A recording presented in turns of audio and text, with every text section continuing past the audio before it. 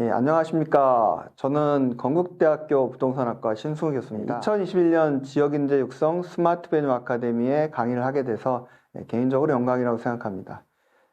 제가 하는 강의는 세 가지 꼭지로 되어 있는데요. 개념학습, 그 다음에 사례학습, 끝으로 로드맵 이렇게 되어 있습니다. 그래서 스마트 시티가 우리나라에 도입된 지는 꽤 오래됐습니다. 2009년부터 정부가 시작을 했는데요. 잘 모르시는 부분, 새로운 부분들도 있을 것 같아서 제가 강의를 시작했습니다.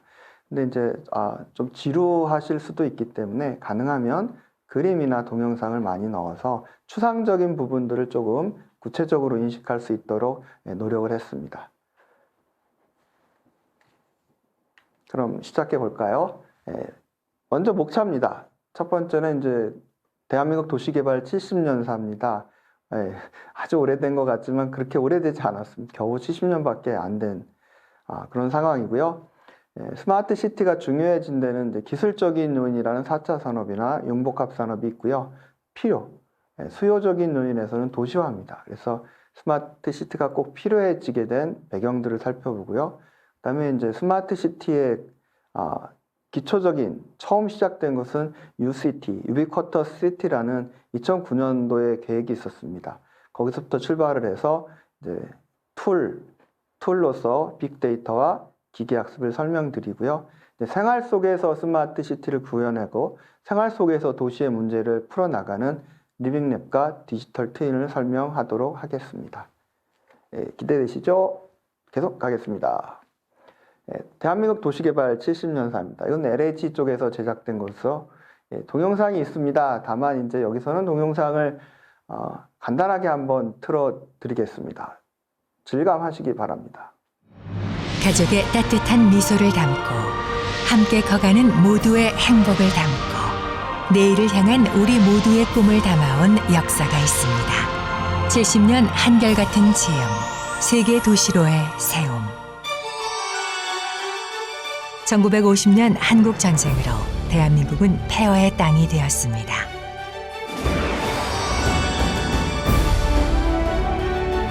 폐허가 된 국토를 반드시 재건해야 한다는 사명감으로 시작된 한국토지주택공사.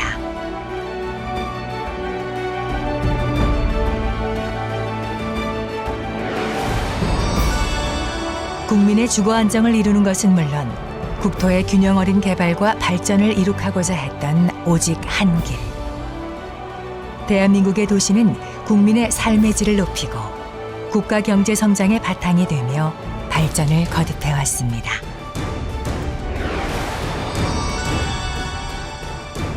이 발전 과정에서 도시 과밀화 현상을 개선하고 계획적인 도시 건설로 선진 도시 모델을 선보인 대한민국.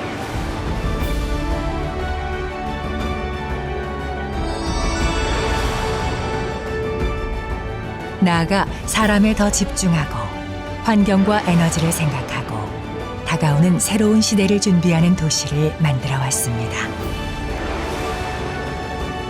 주택이 단순 거주에서 개인이 행복한 근원지로의 패러다임으로 변화하는 시대. 그렇게 한국의 도시는 새로운 시대를 준비해 왔습니다.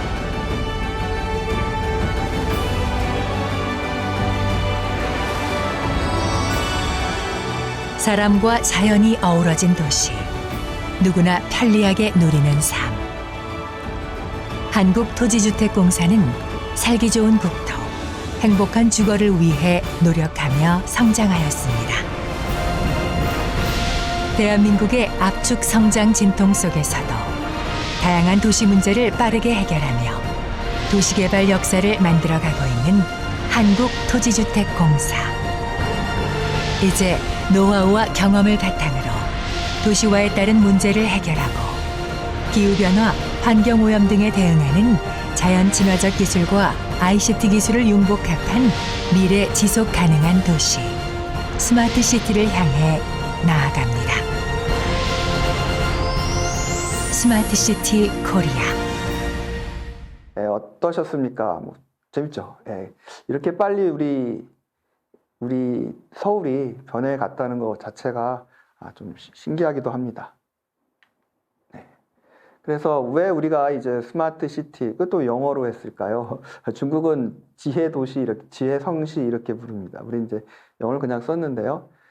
이렇게 된 원인과 그 목표, 왜 이것을 우리가 꼭 해야 되는지를 두 가지 꼭지로 나눠서 설명을 드렸습니다. 첫 번째는 이제 도시화입니다. 도시화, 그게 수요 조건이고요.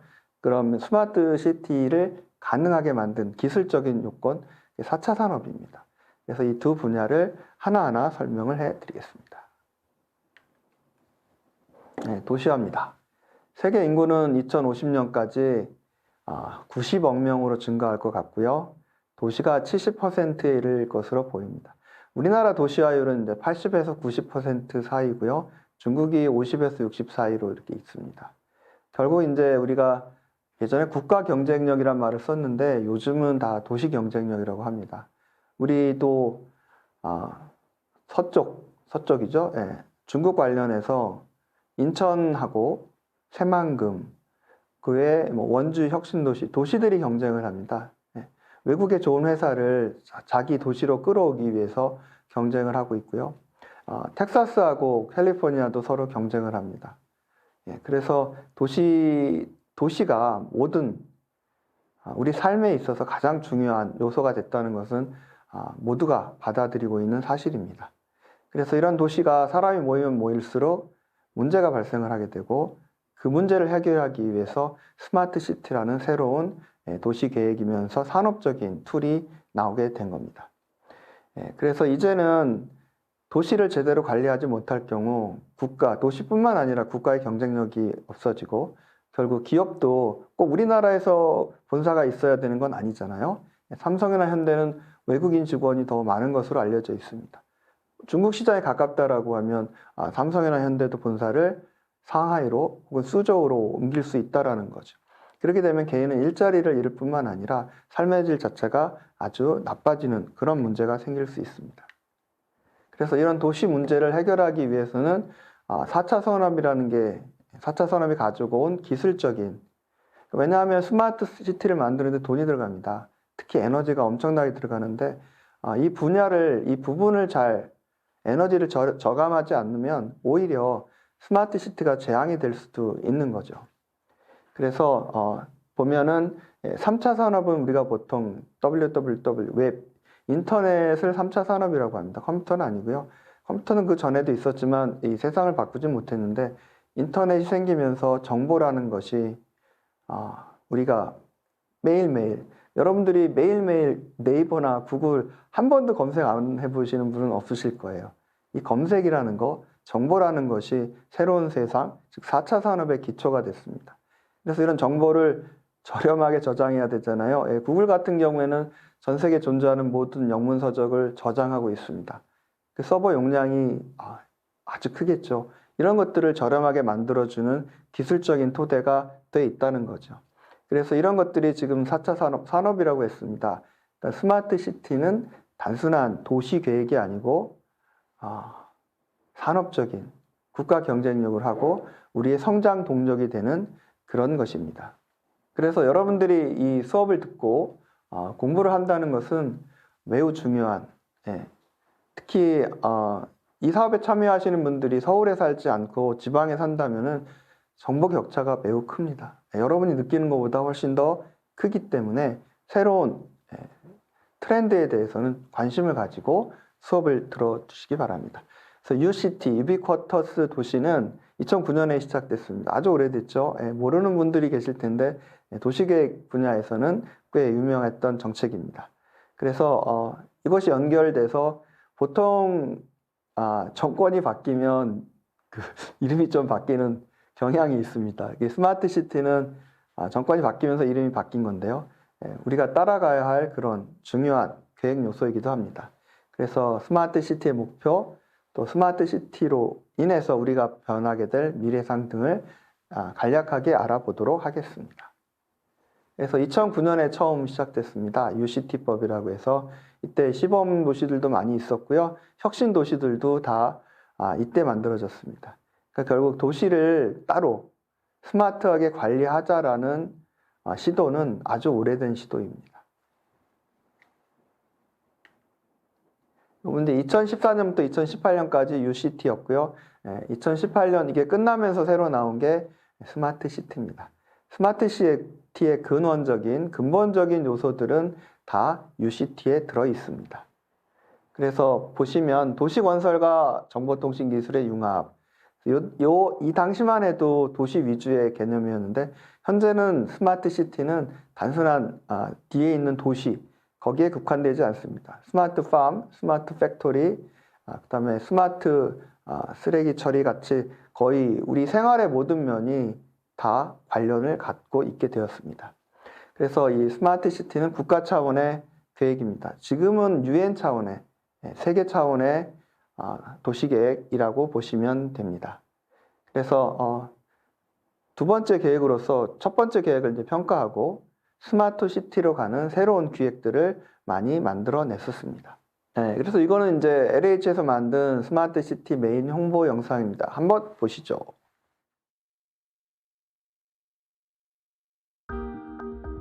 도시는 변화하고 발전합니다. 그러나 그 가치는 변하지 않습니다.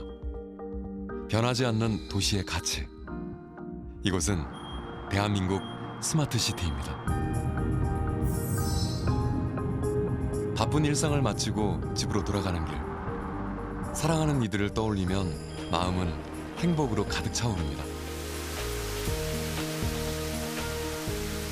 서로 아끼고 배려하며 자연의 작은 속삭임을 누릴 수 있는 여유.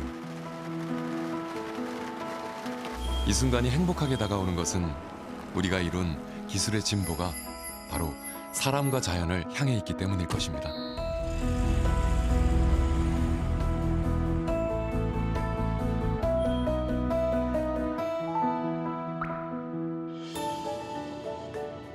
또 다른 하루의 시작. 오늘은 나를 위한 시간을 가져봅니다. 상쾌한 공기와 바람이 새로운 충전으로 다가오는 순간. 만남이 있어 마음은 더 여유로워지고 우리는 더 활기찬 내일을 생각합니다.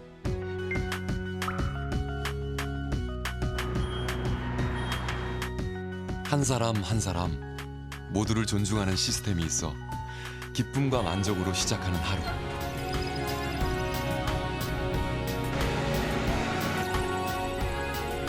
함께하는 동료들이 있었기에 더욱 빛났던 순간. 당신에게 오늘은 특별한 하루입니다. 모든 것이 소중하게 다가오는 행복한 경험. 이렇게 행복한 시간들이 모여 일상이 되고 그 일상들이 모여 다시 행복한 삶을 이룹니다. 특별한 하루, 행복한 기억. 사람들을 위해 도시는 변하지 않는 가치를 고민합니다. 누구에게나 편리하게, 누구나 안전하게. 사람이 행복한 도시. 이곳은 대한민국 스마트 시티입니다. 예, 어떠셨습니까? 이런 사회가 되면 참 좋겠죠? 문제는 에너지입니다. 전기가 계속 돌아가고 있다는 거죠. 그래서 스마트 시티 기술에서 중요한 것은 에너지 저감입니다. 에너지 저감.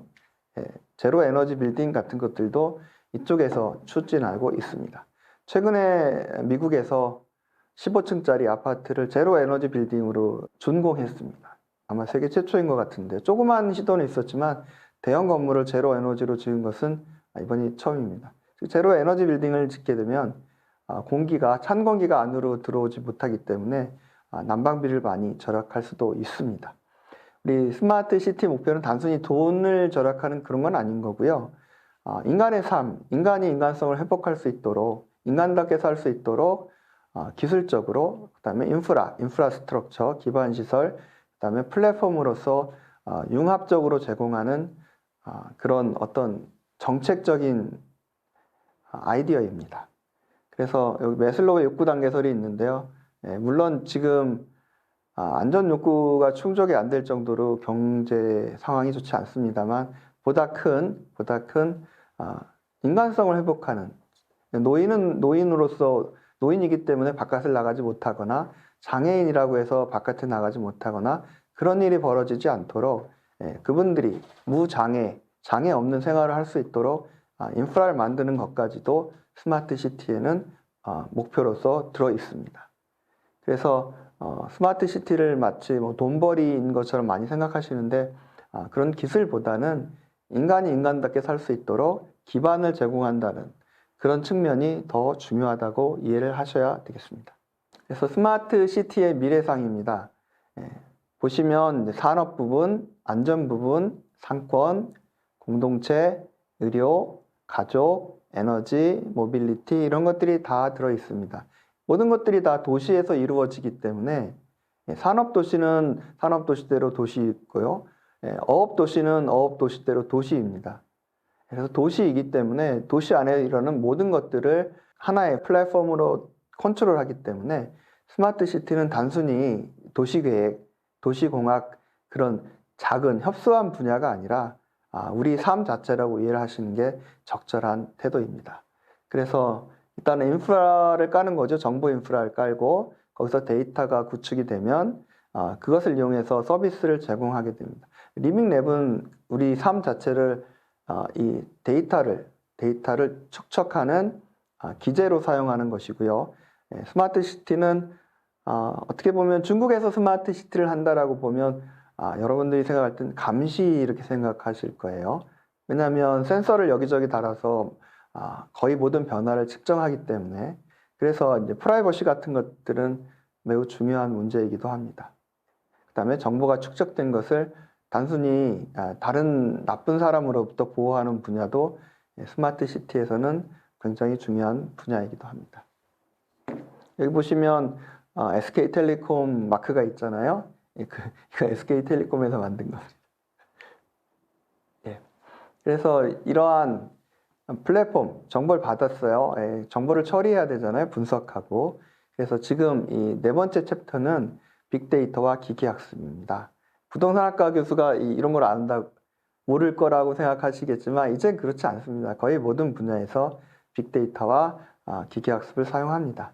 그래서 저는 한 8년 전부터 건국대학교 부동산대학원에서 빅데이터 수업을 진행을 했었고요. 기계학습 논문도 서너 개 이제 제가 쓴 게 있습니다. 그래서 뭐 문과니까 이제 이런 거 몰라도 된다. 이런 생각은 좀 지양해야 되는 생각이 아닐까 이렇게 생각이 됩니다. 그래서 이쪽에서는 이제 빅데이터가 도대체 뭔가, 그다음에 그것을 이용해서 어떤 인포메이션, 정보, 날리지, 지식, 정보들을 만들어내는 그런 방법으로서의 기계학습 같은 것을 설명드리고요. 그것들이 그러니까 데이터가 들어와서 정보로 변화하기까지의 구조적인 접근, 분석 시스템을 설명드리고요. 끝으로 이게 우리 삶에 어떻게 영향을 미치는지에 관한 응용 시스템을 설명드리겠습니다. 네, 이게 빅데이터입니다. 이것도 SK텔레콤에서 제공한 건데요. 소상공인진흥공단이라고 상권 분석하는 공공기업이 있습니다. 거기서 많은 데이터를 가지고 있고요. 신용카드, 저도 같이 일하는데 신한카드랑 저는 같이 일합니다. 그쪽에서 거의 이 강의를 듣고 계신 분이 몇 월 며칠 몇 시에 몇 명이랑 누군지는 모르죠. 몇 명이랑 무엇을 드셨는지까지 다 알고 있습니다. 그래서 있고요. 닐슨이라는 데서는 이제 시청률 같은 거, 그다음에 점유율, 순위 이런 것들을 해줍니다. 이 모든 데이터를 구매하면 개인 정보를 가린 상태에서 제공을 합니다. 그런데 이제 이 사람들이 예를 들어서 닐슨이랑 SK텔레콤이랑 소상공인진흥공단에서 자회사를 만든다라고 하면 실제 누구인지 알면서 분석에는 사용할 수 있습니다. 물론 최종 제공품 이런 데서 제공하는 걸 이제 용역이라고 하는데 용역 내용에서는 없지만 내부적으로는 다 볼 수 있습니다.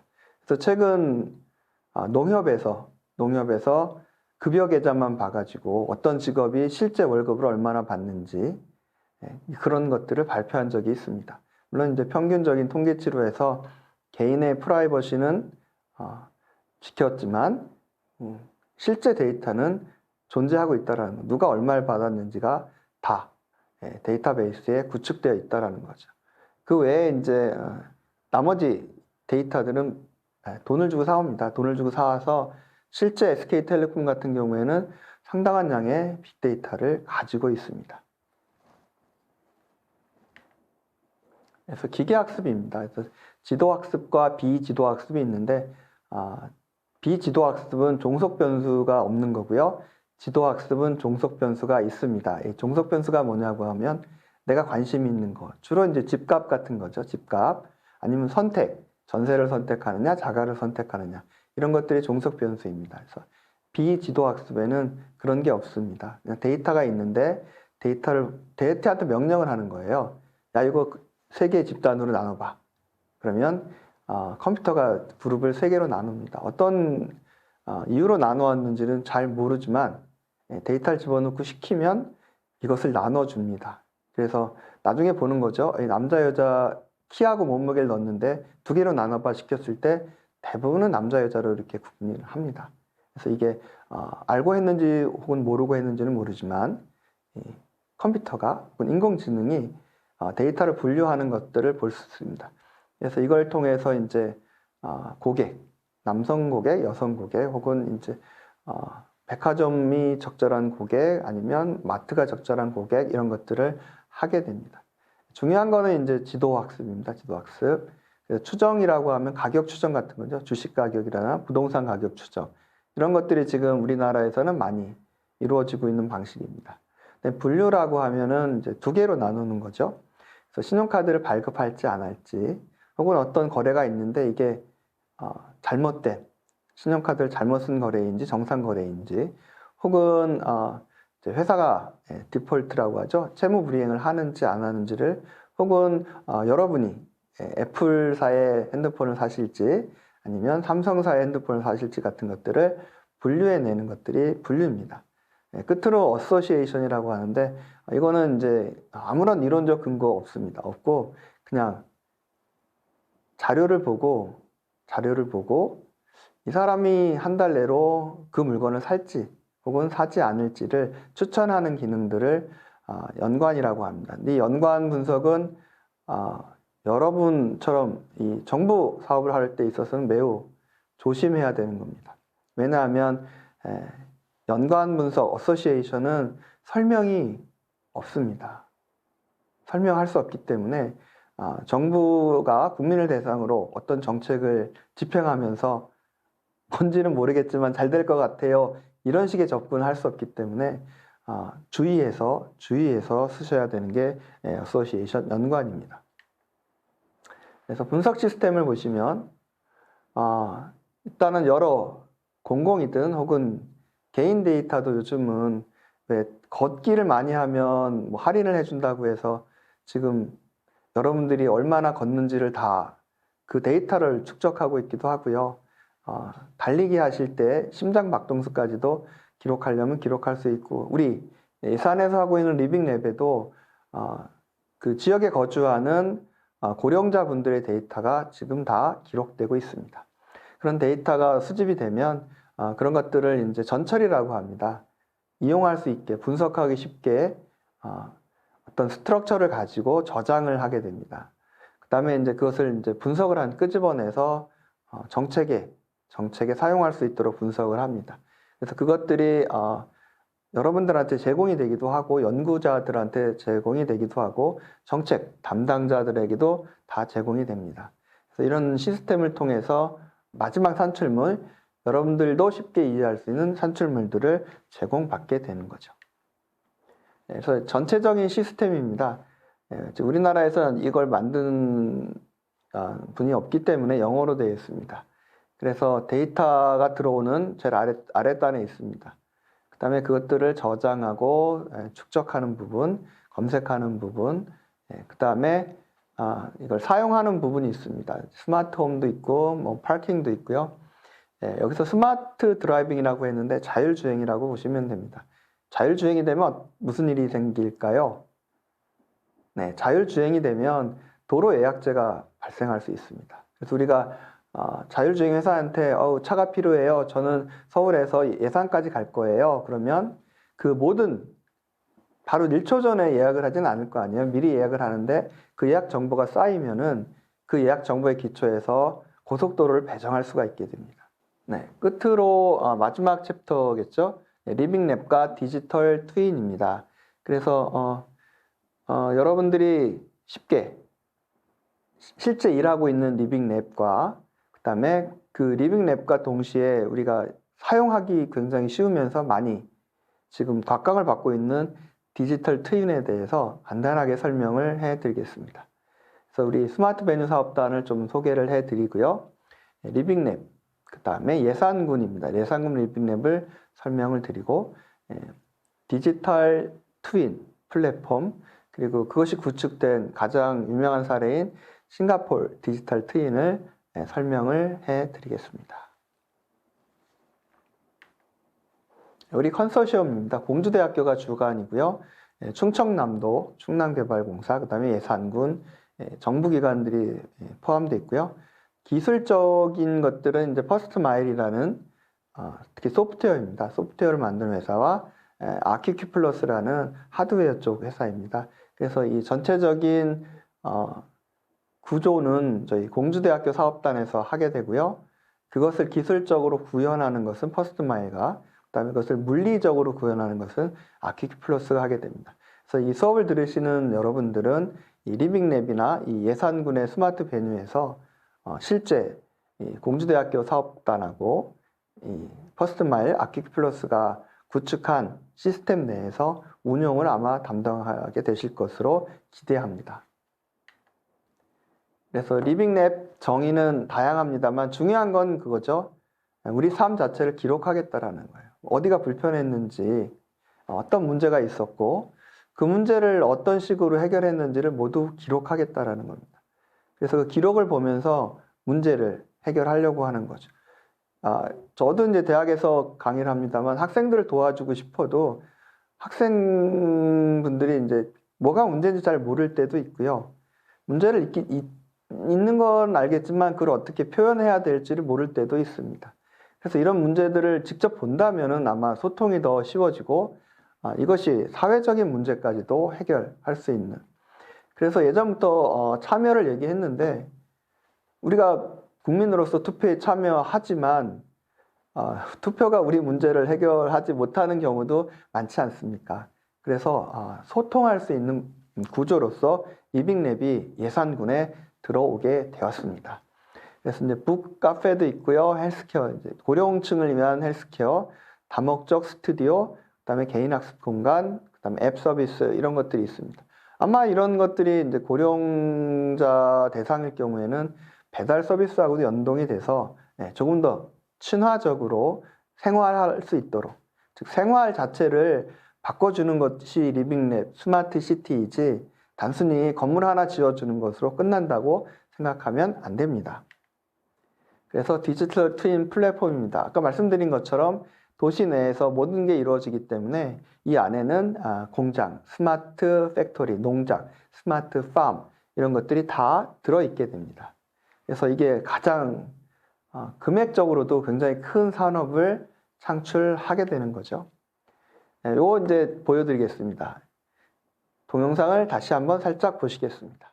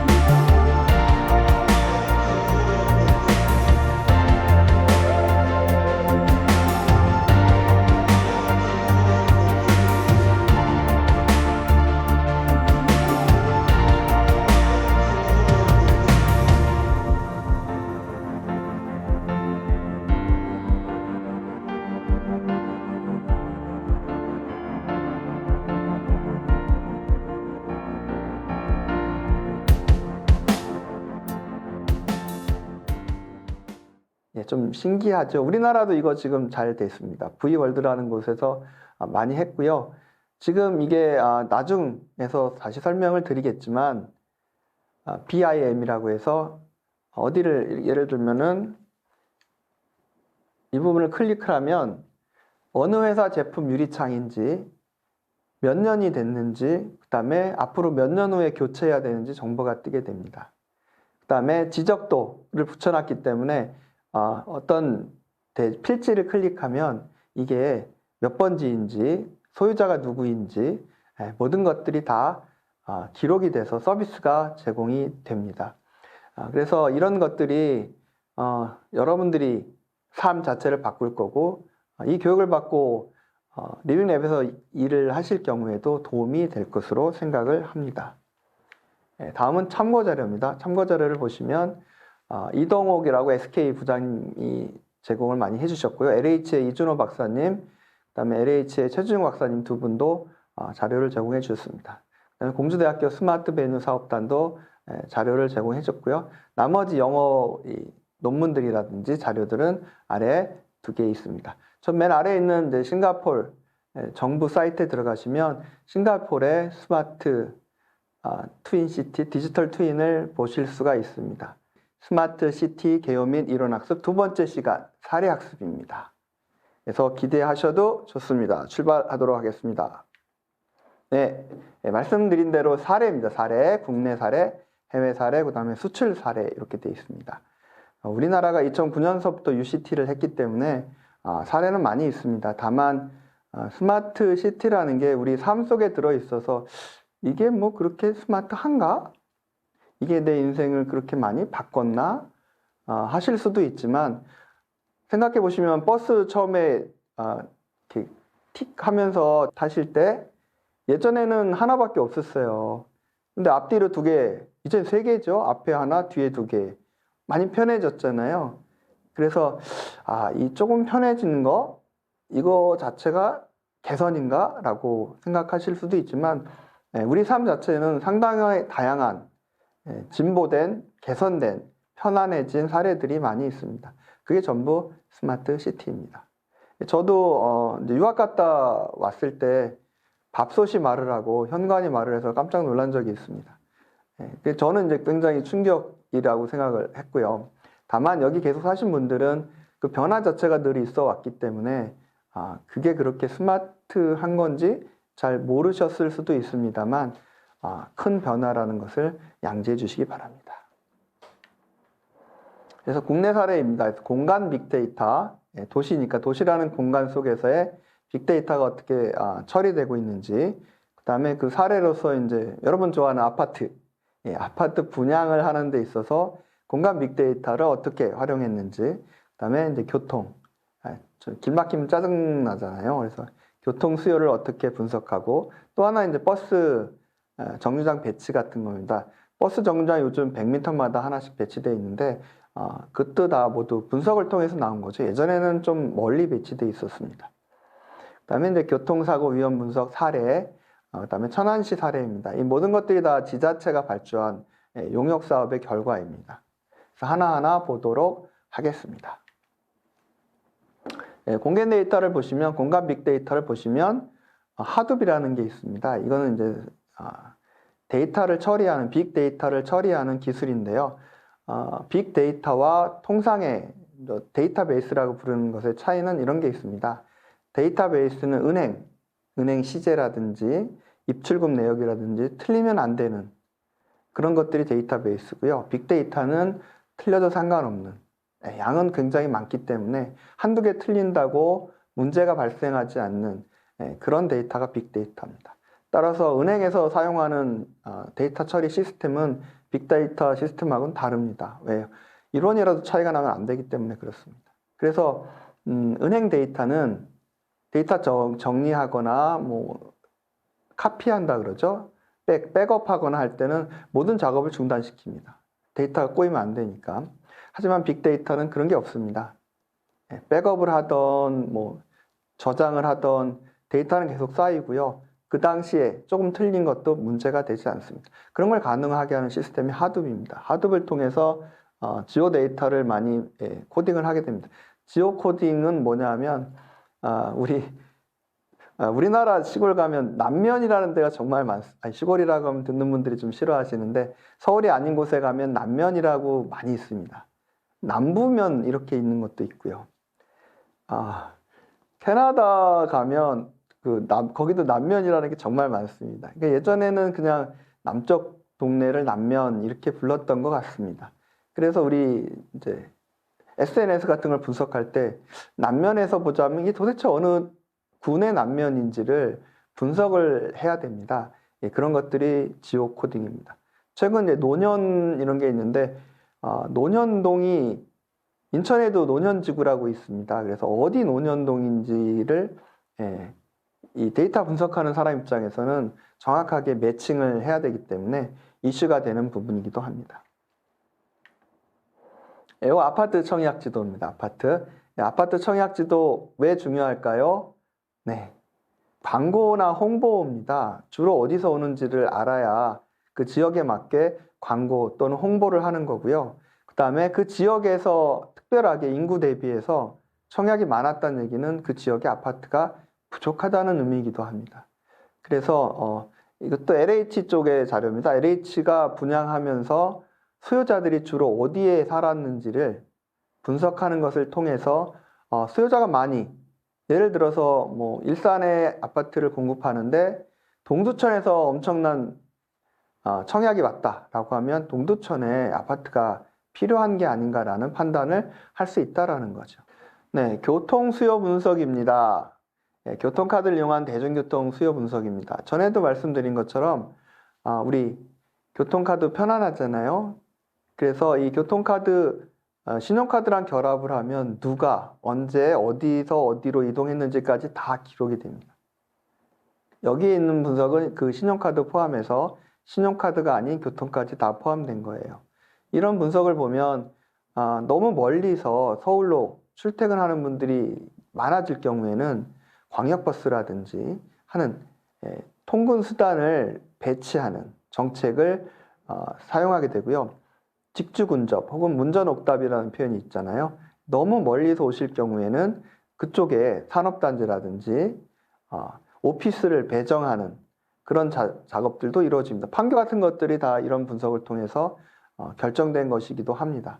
지금 판교는 예전에 뭐 성남이라는 좀 낙후됐다면 낙후되는 그런 도시가 아닌 서울에 필적하는 거대 도시로 탈바꿈하는 것들도 다 이런 교통수요 분석입니다.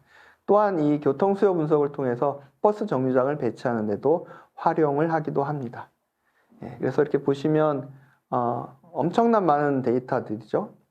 심지어는 버스 안에 승객 수까지도 다 기록이 됩니다. 그래서 어떤 버스가 예를 들면 청량리에서 건국대로 오는 버스가 있는데 군자로에서는 빽빽하고 군자를 넘어가면 좀 한가해지더라. 이런 데이터까지도 다 우리가 축적을 하고 있습니다. 군자로에서 몇 초 내지 몇 분, 몇 시간 있었는지까지도 다 기록이 되기 때문에 교통량을 제어한다거나 도로를 확장한다거나 하는 그런 정책에도 활용이 됩니다. 이건 제주도입니다. 신혼여행을 저도 제주도로 갔었는데요. 제주도가 위험한 거는 저처럼 이제 처음 와가지고 운전 잘한다고 렌트카를 몰고 다니는 그런 분들이 많기 때문에 매우 위험합니다. 그래서 시설, 안전시설이라든지 그다음에 여러 가지 뭐 CCTV라든지 아니면 경찰 공무원은 배치 이런 것들을 하는 데 있어서 자료가 필요해졌습니다. 그래서 분석을 한 거죠. 보시면 제주도 많은 분들이 날씨 좋다라고 생각하시는데 그런 거는 이제 여러분들이 날씨 좋을 때 비쌀 때죠. 성수기 때 다녀오셔서 그렇고요. 날씨가 안 좋습니다. 안 좋은 날이 참 많고요. 그다음에 도로 시설물 안전을 위한 시설물들은 좀 없습니다. 그다음에 교통 신호를 잘 안 지키는 분들도 꽤 많으시고요.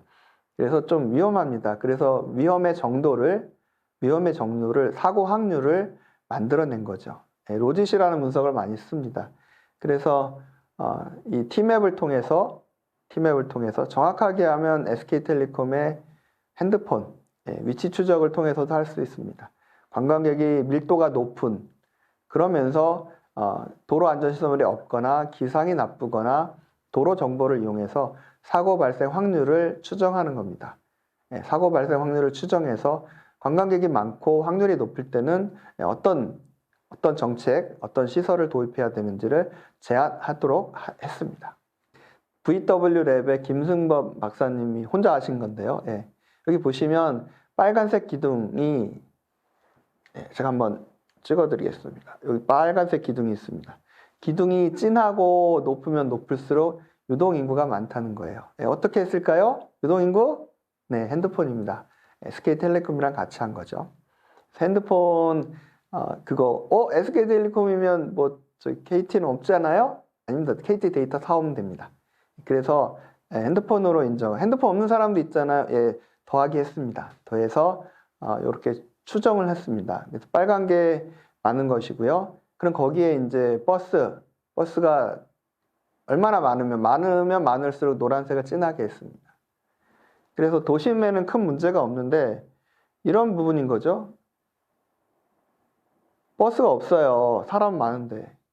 예, 이런 문제를 시각화, 비주얼라이즈 한다는데 시각적으로 보여주는 거죠.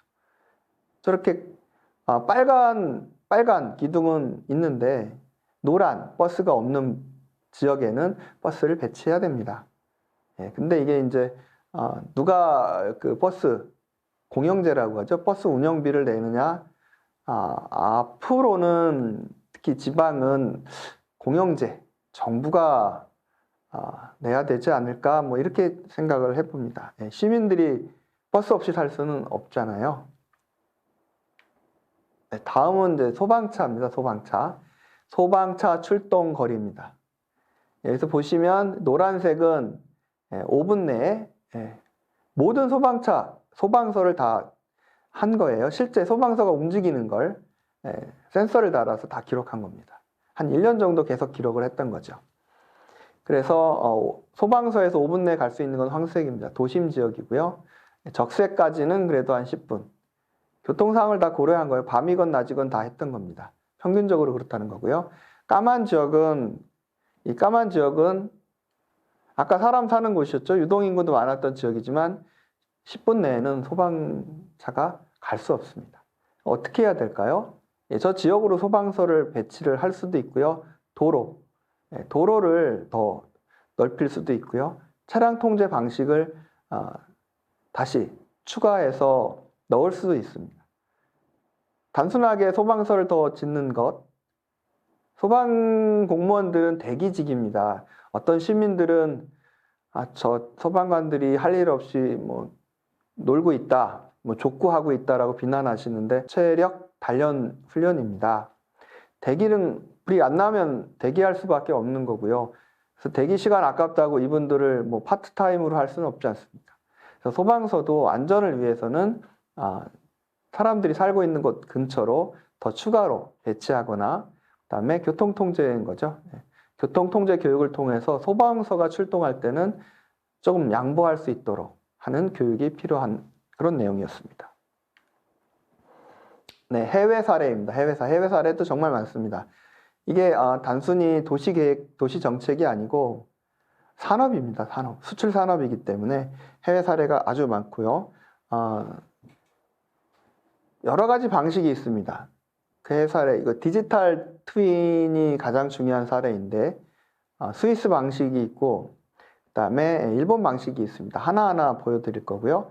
그 다음에 이런 디지털 트윈을 통해서 우리 삶을 편하게 하고 또 경제적인 가치를 창출할 수 있는 LBS, 위치 기반 서비스에 대해 설명을 드리고요. 그 다음에 빌딩 정보 모형도 설명을 해드리겠습니다.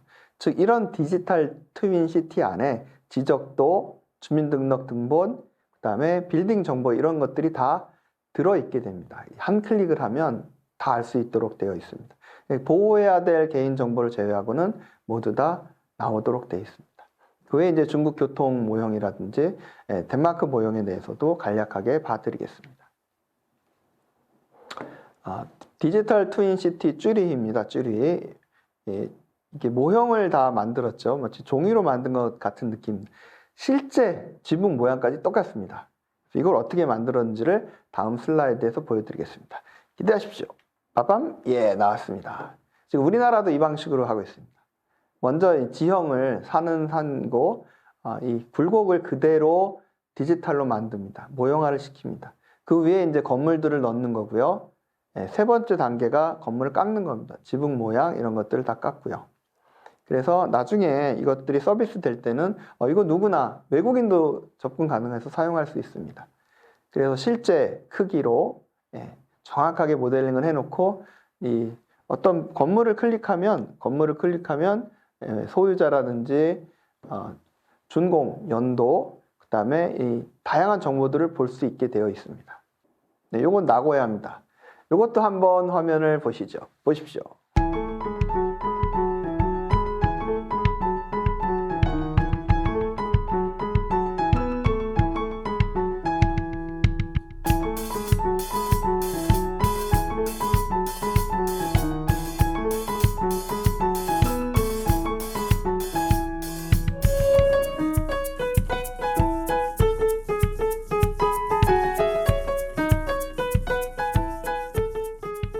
네, 어떠셨습니까?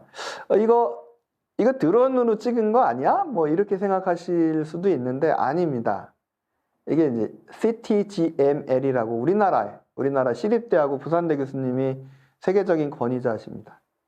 CG 아시죠? 컴퓨터 그래픽. 이거 컴퓨터로 구현한 거예요. 사진처럼 생겼지만 이거 다 하나하나 컴퓨터로 구현한 거 사진 아닙니다. 네. 이런 것들을 가지고 우리가 로케이션 베이스 서비스 LBS라는 것을 제공할 수 있습니다. 이게 이제 바로 심심하시면 한번 들어가 보세요. 젊은 분들은 이 기술적인 것들 좋아하니까. 그래서 어떻게 이 도시를 컴퓨터 그래픽, CG를 통해서 구현하는지를 설명한 동영상입니다. 네, 요건 스위스입니다. 나무입니다. 나무. 우리도 소나무 하나하나마다 번호가 있다는 것 잘 모르시죠? 실제 번호가 있습니다. 이것 마찬가지입니다. 스위스에서 나무를 실제 나무 크기 그대로, 개수 그대로 모형화했습니다. 네, 나무를 보호하는 것, 뭐 어차피 탄소 요즘 문제가 되기 때문에 우리도 이제는 뭐 바나나도 그렇고 소나무도 그렇고 감염되면 그 조류독감도 그렇고요. 다 죽이는 그런 상황이기 때문에 그렇게 되지 않도록 하나하나 관리하는 그런 기법으로 이 디지털 트윈이 사용되고 있습니다.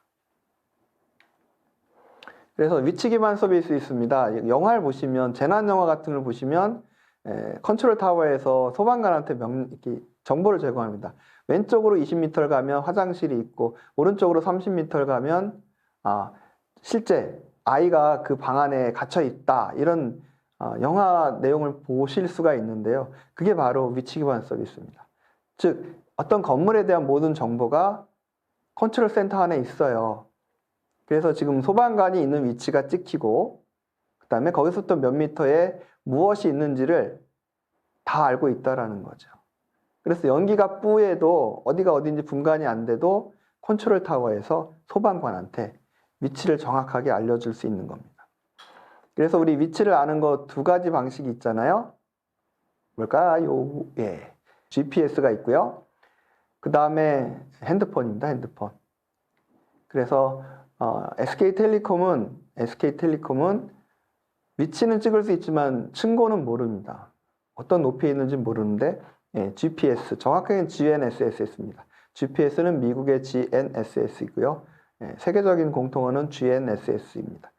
이 GNSS는 높이까지 알 수 있습니다. 그래서 이 위치 기반 서비스는 GNSS를 주로 사용하게 됩니다. 건물 내에서는요. 도로에서는 뭐 어떤 걸 사용해도 되고요. 그래서 무선 추기 기술이라는 게 바로 GPS입니다. GPS, 위성 추기 기술이라고도 하죠.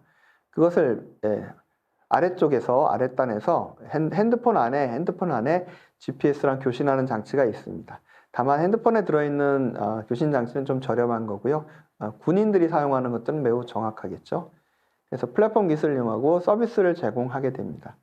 우리가 매일 쓰는 내비게이터도 바로 위치 기반 서비스의 일종이고요. 재난 영화에서 보신 게 아주 극적인, 아주 세밀한 위치 기반 서비스라고 할 수 있습니다. 심지어는 등산도 서비스가 됩니다. 얼마 전에 산에 갔는데 50m 가면 뭐가 있다라는 핸드폰으로 그걸 보시면서 등산하시는 분이 계시더라고요. 그래서 이건 중요하죠. 길 잘못 들으면 위험하니까. 네, 나머지 나와 있는 것은 BIM입니다. BIM 이거 누르시면 어떤 회사의 어떤 제품이고 단가는 얼마였고 그런 것들이 다 나옵니다. 그래서 뭐 철근을 속인다든지 시멘트를 나쁜 걸 쓴다든지 하는 것들은 거의 불가능해지는 거죠. 이 BIM 이거는 결국 빌딩의 호적, 빌딩의 지적 이렇게 생각을 하시면 됩니다. 이런 것들이 다 디지털 트윈 안으로 들어가게 되는 거죠.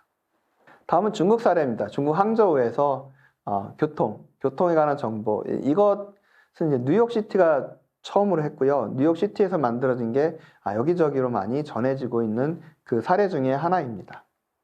네, 덴마크 있습니다. 덴마크 리빙랩 사례이기 때문에 가져왔습니다. 그러니까 삶 자체를 인식하려고 하는 거죠.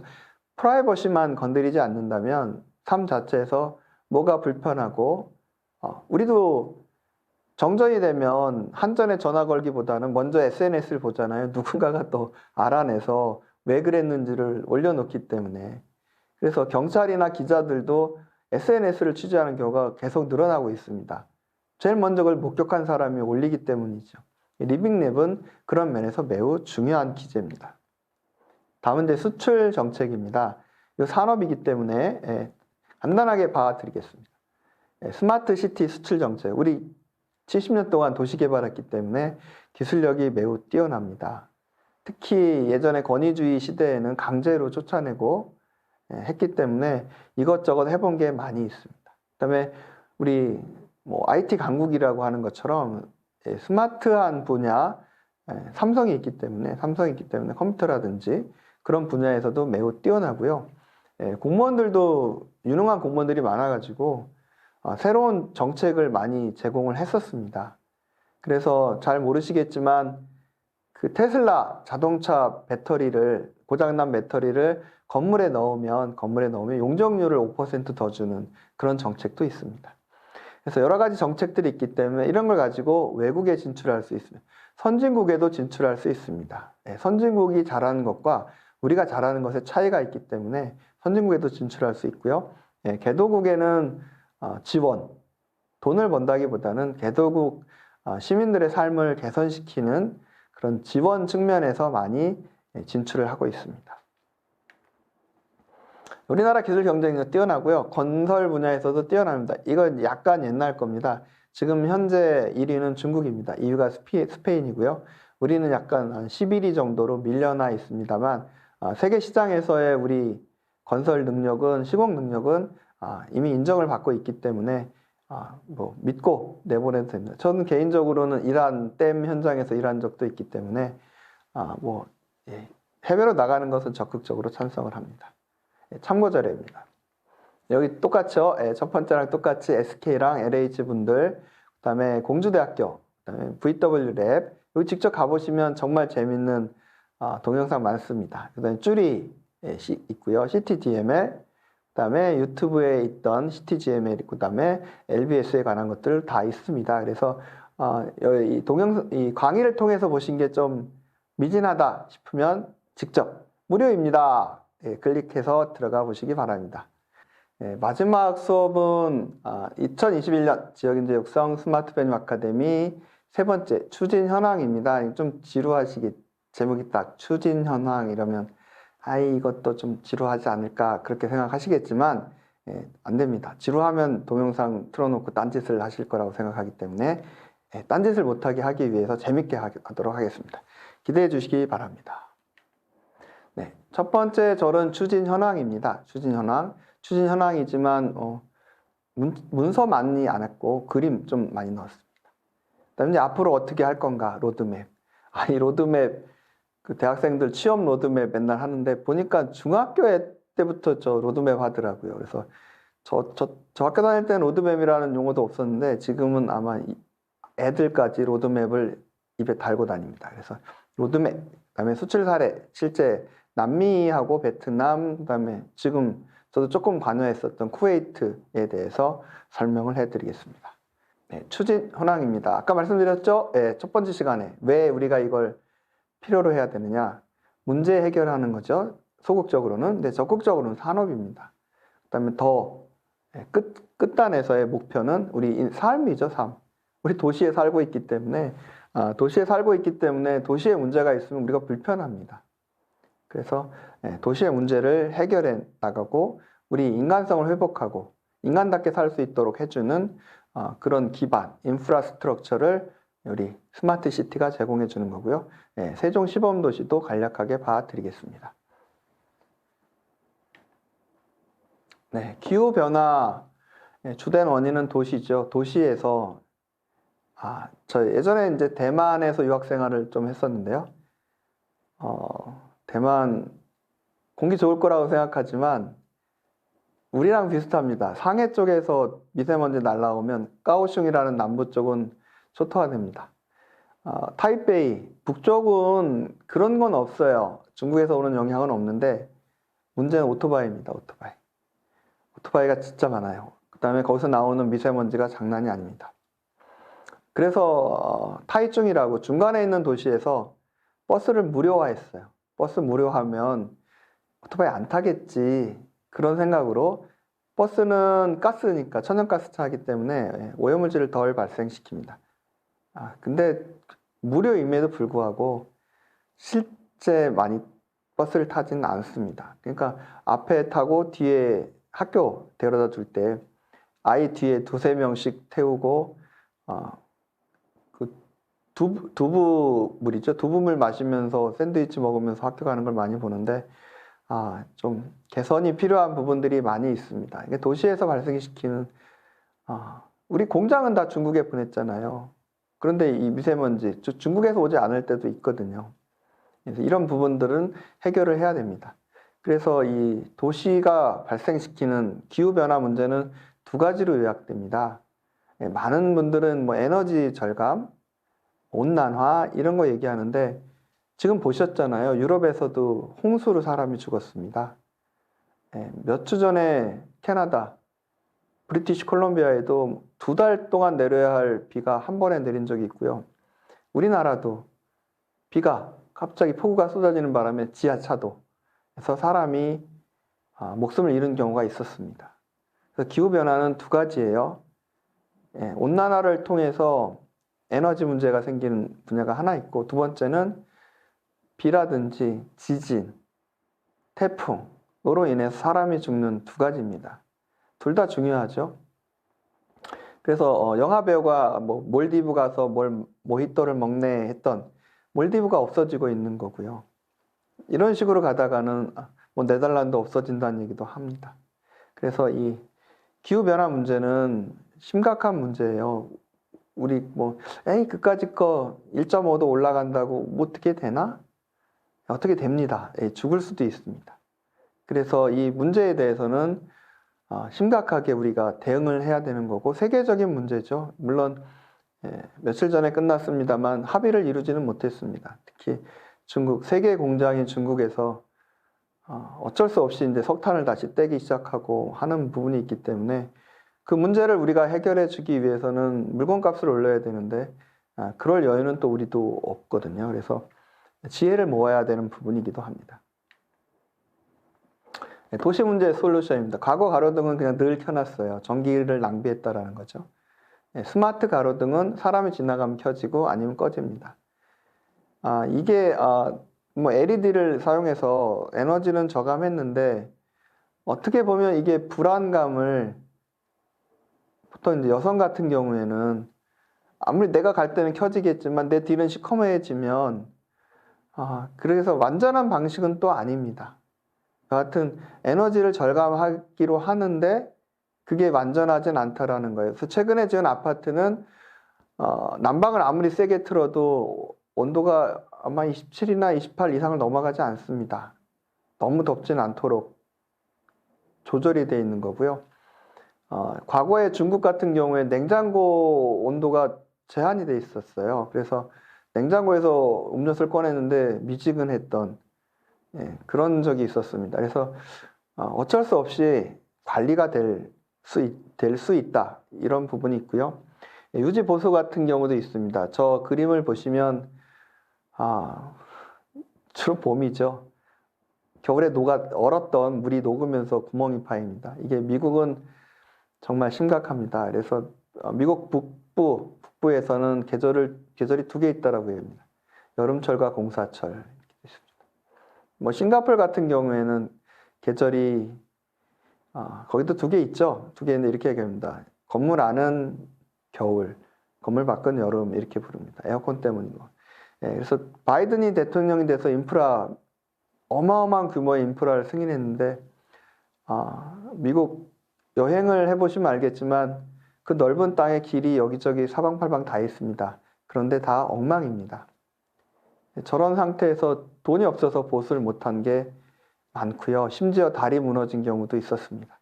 그래서 이런 부분들은 이제 바로바로 해결을 해야 되는데 신고가 없이 공무원이 저 상황을 이해할 수는 없는 거죠. 그래서 처음에는 신고 방식을 했었고 지금은 센서를 달아서 차들이 움직일 때마다 이 도로의 상황을 기록하도록 하는 거죠.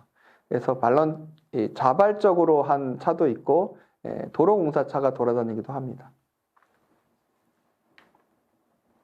그래서 스마트 시티는 산업입니다. 산업. 그런데 국가별로 관심 있는 분야가 조금씩 다릅니다. 그래서 유럽 쪽에서는 스마트 팩토리 위주로 많이 하고 있고요. 미국에서는 스마트 그리드라고 해서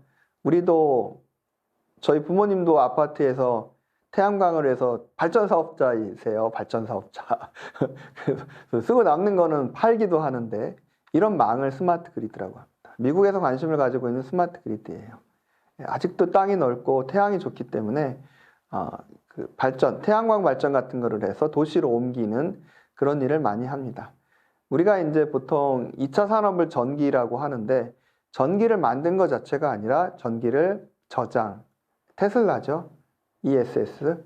테슬라처럼 전기를 저장하고 그다음에 송전, 보내는 그런 기술이 굉장히 중요해졌던 거죠. 낭비 없이 전기를 보내는 거 그게 매우 중요한 겁니다. 뭐 중남미나 아프리카는 크게 솔직히 발전된 건 아니고요. 중국이 국가적으로 일을 하고 있기 때문에 특히 감시죠. 이쪽에서는 감시를 하기 때문에 의외로 기술이 많이 발달해 있습니다. 중국이 발달해 있고 인도도 많이 발달해 있는데 인도는 아예 그 빈 땅에다가 스마트한 도시를 짓는 프로젝트를 하고 있습니다. 미국도 그런 프로젝트를 시작을 했고요. 그래서 도시를 개인이 만든다? 그럴 수 있나? 예, 있습니다. 미국 시티 오브 얼바인이라는 도시는 얼바인 컴퍼니라는 회사가 만든 거예요. 자, 원래 농장주였는데 농장 일부 하나하나 도시로 만들어서 도시가 된 게 있습니다. 그래서 도시를 개인이 만드는 것은 가능하다는 거죠. 네, 그래서 스마트 시티는 미래 성장 동력입니다. 스마트 시티 만드는데 반도체가 몇 개 들어가겠어요? 도시를 만드는 거니까. 그래서 전 세계에서 다 여기에 개입을 하고 있습니다. 그러면 인프라만 있나요? 뭐 인터넷만 깔면 스마트 시티인가요? 아닙니다. 이 스마트 시티 안에는 에너지 저감, 대만 같은 경우에는 우수입니다. 빗물 받아 쓰는 거. 그런 것들이 다 들어있게 되고요. 우리도 가끔 이제 저희도 과제 관련 회의를 가보면 에너지 안 쓰는 빌딩을 만들려면 창이 좋아야 돼요. 찬바람 들어오거나 더운 공기 나가면 난방비가 더 들어가잖아요. 그래서 창을 만드는 기술이 필요한데 우리나라에서 이걸 하려면 도대체 이게 수요가 얼마나 될까? 이런 생각을 하는 겁니다. 그럼 중국이나 저렴한 건 중국이고 비싼 건 독일 건데 그걸 수입을 하게 되면 우리가 뭐 남는 게 별로 없지 않습니까? 그래서 이런 것들도 정부 차원에서 지원을 해서 장래 유망산업으로 육성하는 게 필요한 경우입니다. 네, 우리 스마트 시티의 목표 수준입니다. 기본 욕구 충족 당연한 거고요. 안전이죠, 안전. 특히 20대 여성들 같은 경우에 안전에 대한 욕구가 매우 강한 거고 남성도 마찬가지로 취업이 요즘 잘 안 되기 때문에 취업도 안전이죠. 취업이 안 되면 불안할 수밖에 없기 때문에 그걸 통해서 이제 인간성을 회복하는 거죠. 공업만 많이 받는다고 인간성이 회복되는 건 아니고 시스템 전체에서 기본적인 욕구를 충족시켜 주면서 본인이 뭔가 자아를 실현할 수 있도록 시간적인, 경제적인 여유를 제공해 줘야 되는 거죠. 그다음에 이제 도시 공간의 본질을 회복하는 거죠. 어떻게 보면 좋은 책이 있습니다. 도시가 얼마나 불평등한지에 관한 책들도 있는데 그런 문제를 하나하나 한 번에는 해결이 안 되겠죠. 하나하나 해결해 나가는 그런 기초적인 인프라라고 보시면 됩니다. 그래서 우리 스마트 시티가 된다고 인간성이 회복되거나 도시의 불평등이 완전히 없어지진 않겠지만 진일보하는 그런 토대로서 우리가 이것을 추진하고 있습니다. 그래서 세종 시범도시입니다. 융복합 혁신 테스트 베드 해가지고 처음부터 지을 때부터 도시가 스마트할 수 있도록 많은 인프라를 깔았습니다. 근데 중요한 거 있습니다. 우리 친환경 건물 보면 자재가 친환경이면 친환경 이렇게 줍니다. 근데 미국의 친환경은 그게 아니고 생활 자체가 친환경이어야만 합니다. 그러니까 우리 택배에서 박스 많이 나오면 친환경이라고 부르지 않습니다. 그래서 박스 못 가져오게 합니다. 건물 관리인이 친환경 인증을 받으려면 배달, 택배 이런 거 못 합니다. 그런 것처럼 이 세종시도 기술적인 인프라만 깐 게 아니라 삶 자체를 스마트한 삶에 맞도록 많은 인프라들과 정책이 들어가 있습니다. 그래서 계획 인구 23만 이렇게 되어 있습니다. 큰 도시입니다. 큰 도시. 그래서 좀 지나면은 이제 한 50만까지 증가할 것으로 보입니다. 그래서 모빌리티 있습니다. 모빌리티. 지금 문제죠. 전철역 나오면 쓰러져 있는 뭐 퍼스널 모빌리티, 혼자 이렇게 전동 킥보드 이런 거 있습니다. 길도 따로 없어서 차도로 다니다 인도로 다니다가 막 그렇습니다. 들어오지 말라고 해도 거의 다 들어오고요. 교통사고도 많이 나고 있습니다. 그래서 아예 전용 도로를 만들어주는, 사람은 사람 길로 가고 자전거는 자전거 길로, 그다음에 퍼스널 모빌리티는 퍼스널 모빌리티만의 길을 갈 수 있도록 이렇게 했습니다. 결국 공간이 굉장히 많이 필요해지는 거죠. 공간이 많이 필요합니다. 이런 거 서울 시내에 적용할 수는 없겠죠. 하려면 도로 부근에 많은 점포를 철거해야 되는 그런 문제가 있습니다. 그래서 쉽지 않은 문제고, 다만 이제 우리가 하나하나 해가는, 하나하나, 예를 들면 어떤 건물을 철거하고 리모델링이나 재건축을 할 때 뺏는 거죠. 땅을 조금씩 뺏어서 길을 넓히는 그런 형태의 정책을 도입하고 있습니다. 다음은 이제 로드맵입니다. 로드맵. 2009년에 UCT 생기고 2019년에 스마트 시티 로드맵이 생겼습니다. 그 내용들을 간략하게 봐드리겠습니다. 추진 개요입니다. 그래서 혁신 요소를 도입해서 이노베이션이라고 하죠. 그 다음에 추진 계획을 명확화보다 구체화합니다. 지금은 예전에는 말만 해놓고 별로 한 게 없었던 부분도 있습니다. 이제는 서비스를 구체적으로 규정하고 예산 얼마 들어가는지도 정확하게 파악을 하고 예산을 넣어서 실질적으로 서비스가 가능하도록 하고 있습니다. 다만 이게 이제 비용이 문제인 거죠. 얼마를 받아야 되느냐에서 정부가 세금을 냈는데 이 서비스에 또 돈을 받느냐? 그래도 되느냐? 이런 문제는 있습니다. 있지만 실질적으로 구현이 많이 되고 있다는 점에서 이번에는 조금 기대를 하고 있습니다. 다만 이제 우리 삶 자체가 스마트한 삶으로 변하지 않으면 만들어 놓는데 쓰지 않는 그런 상황이 발생할 수도 있습니다.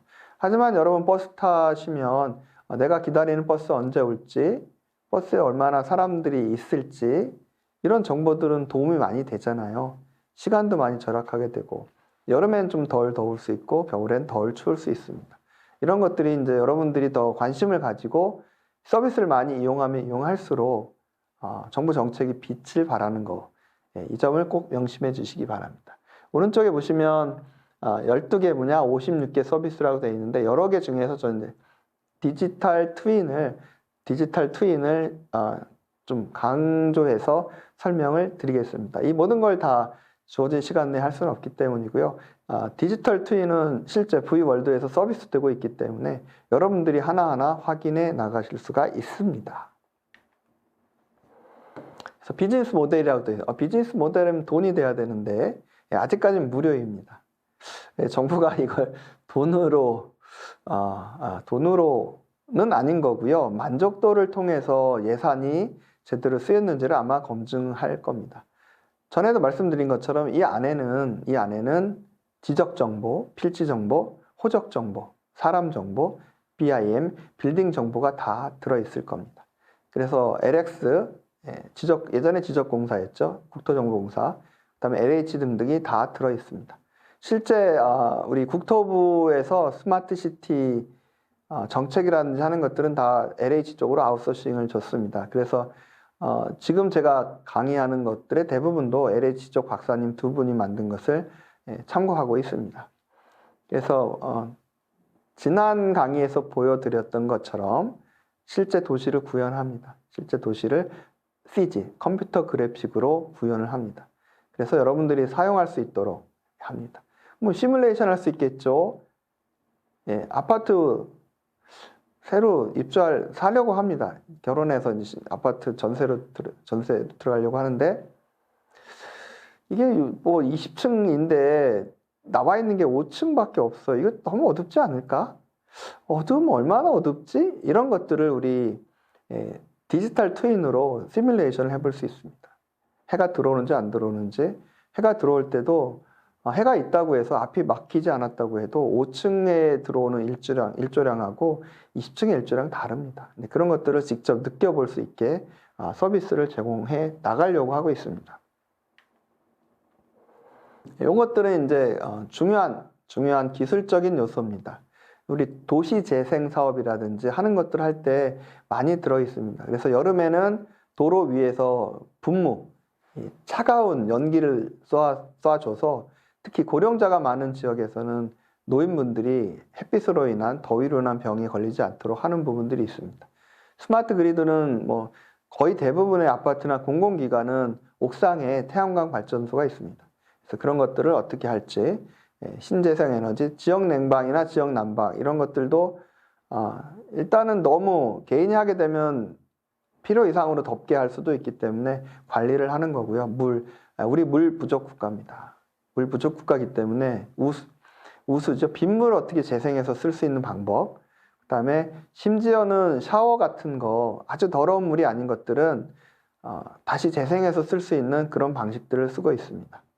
스마트 교통도 그렇고요. 스마트 팜, 스마트 팩토리 이런 것들도 우리가 꼭 도입해야 되는, 그래서 옥상에 농장을 만드는 경우가 있는데 벌레 때문에 사실은 문제거든요. 그래서 흙을 쓰지 않고 그 쓰레기 재활용한 것들이 있어요. 벌레 안 생기는 그런 것을 활용해서 식물을 키우는 것 같은 것들도 중요해졌습니다. 그다음에 특화단지 컨셉에서 도시별로 다양한 것들을 이렇게 해놨습니다. 그래서 여러분이 이 도시에 산다면 이런 부분들을 실제로 경험하실 수가 있습니다. 다음은 수출 사례입니다. 그래서 엄청나게 많은 지역에 우리가 도시 개발하고 있습니다. 실제로 가본 거는 캄보디아랑 베트남은 가봤고요. 그래서 큰 도시의 큰 단지를 LH 혹은 한국계 회사들이 많이 조성을 해주고 있습니다. 이건 저도 자문을 했던 겁니다. 쿠웨이트에서 신도시를 아예 지어주는 거죠. 이때 문제가 됐던 게 아파트입니다. 우리는 아파트 다 좋아하는데 이 쿠웨이트 사람들은 아파트를 좋아하지 않습니다. 일단은 종교적으로 다른 술을 먹으면 안 되는데 실제 음주를 합니다. 근데 아파트에서는 음주를 하는 게 다 보이기 때문에 그런 걸 싫어하는 면이 있더라고요. 그래서 문화를 고려해서 진출해서 스마트 시티를 많이 수출을 하고 있습니다. 그래서 영어로 되어 있습니다. 이건 이제 쿠웨이트 분들한테 해줘야 됐기 때문에. 그래서 물이죠. 비가 전혀 안 오는 것은 아닙니다. 오기 때문에 오는 물을 어떻게 잘 땅속으로 들어가지 않게 잘 하는 거. 그 다음에 수돗물을 아예 만들어줍니다. 만들어주는 거. 우리 이런 기술은 개성공단 할 때도 공단만 지은 게 아니었고요. 공단 플러스 발전소, 그 다음에 근로자들이 살 수 있는 주택까지 도시 자체를 만들어줬습니다. 그런 기술들이 다 이쪽에 반영이 되는 거죠. 산타크루즈입니다. 볼리비아. 이거는 이제 그 기술적인 문제는 별로 없었는데 너무 멀어서 다들 가기 싫어하는 그런 이제 행동적인 문제가 있었습니다. 그래서 남미에서는 아마 최초로 한 거였고요. 다만 이때 문제는 이렇게 해줬을 때 이분들이 이걸 수리해 가면서 유지해 가면서 할 수 있을까? 너무 좀 첨단이 아닌가 해서 약간 중단위 기술, 중수준의 기술이 들어갔던 사례였습니다. 이건 좀 재미있습니다. 베트남 후에는 관광지입니다. 그래서 기존의 다른 도시랑 다르게 스마트 관광 도시가 컨셉이었어요. 그래서 관광객도 시민의 한 부분으로 보고 도시 계획을 설계했었습니다. 그래서 보면 관광과 관련된 내용들이 굉장히 많았습니다. 참고 자료입니다. 그래서 똑같습니다. 이동욱, 이준호, 최준영. 그래서 SK텔레콤이랑 LH, 그 다음에 공주대학교 자료를 이용했었습니다. 그동안 세 시차에 걸쳐서 스마트 시티에 대해서 설명을 드렸습니다. 여러분들은 이제 스마트 배너를 운영하는 분들이기 때문에 전반적인 사회 흐름, 도시의 변화를 관심을 가지고 지켜봐 주시기를 바라겠습니다. 그리고 끝까지 경청해 주셔서 정말 고맙습니다. 저는 건국대학교 신승우 교수입니다. 고맙습니다.